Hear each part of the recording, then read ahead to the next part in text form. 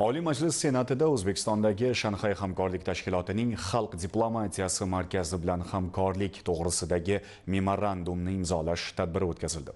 Mazkur tadbir tafsiloti muxbirimiz lavhasida. Senatning xalqaro munosabatlar, tashqi iqtisodiy aloqalar, xorijiy investitsiyalar va turizm masalalari qo'mitasi hamda O'zbekistondagi Shanxay hamkorlik tashkilotining xalq diplomatiyasi markazi o'rtasida hamkorlik to'g'risidagi memorandum imzolandi. Mazkur memorandum xalq diplomatiyasini tizimli asosda rivojlantirish, millatlararo totuvlik va bag'rikenglikni mustahkamlash, shuningdek xalqaro gumanitar aloqalarni kengaytirishga qaratilgan qo'shma loyihalar hamda tashabbuslarni amalga oshirishni nazarda tutadi. Yo'l xaritasi bo'yicha biz xalq vakillari, ya'ni Oliy Majlis parlamenti vakillari va jamoatchilik o'rtasidagi munosabatlarimizni yanada mustahkamlash, xalq diplomatiyasi yo'nalishidagi turli loyihalarni amalga oshirish.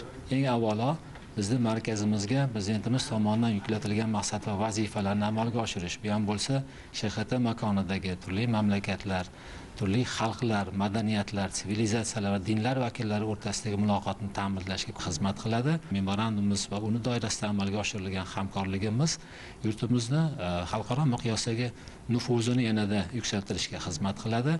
Shuningdek, tadbir doirasida xalq diplomatiyasi tinchlik sari birgalikda qadam nomli kitob taqdimoti ham bo'lib o'tdi. Taqdimot davomida ishtirokchilar xalq diplomatiyasining zamonaviy xalqaro munosabatlardagi o'rni va ahamiyati yuzasidan fikr almashdilar.